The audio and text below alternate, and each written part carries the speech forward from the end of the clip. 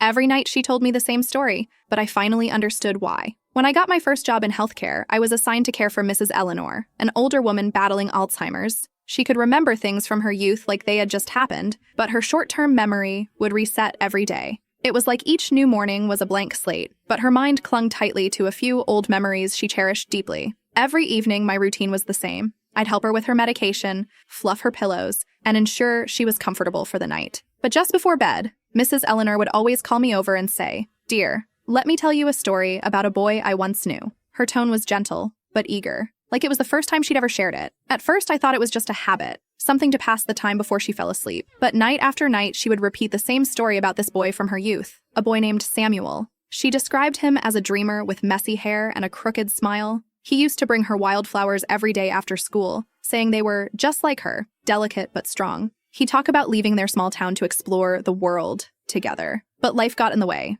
Samuel's family moved, letters stopped coming, and Eleanor never saw him again. I could have tuned out after hearing it so many times, but I didn't. Every night, her voice carried a different emotion. Some nights it was filled with laughter and warmth as she remembered his antics. Other nights it was tinged with sadness and regret. Each time I caught new details. How he loved poetry, how she regretted never saying goodbye, or how those wildflowers made her feel seen in a way no one else ever had. Over time, I realized that her story wasn't just about Samuel. It was about dreams left unfulfilled and moments we let slip by. It was her way of telling me to cherish every second because once they're gone, they're gone. One night, as I was tucking her in, she asked me, "Do you think Samuel still remembers me?" Her eyes were watery, searching mine for an answer. I didn't know if he did, but I said, "I think people like that, who make us feel alive, never truly forget us. Just like you've never forgotten him." She smiled faintly, and for the first time in weeks, she didn't tell the story. Instead, she drifted off to sleep with a peaceful look on her face. That was the last night I saw her. Mrs. Eleanor passed away a few days later.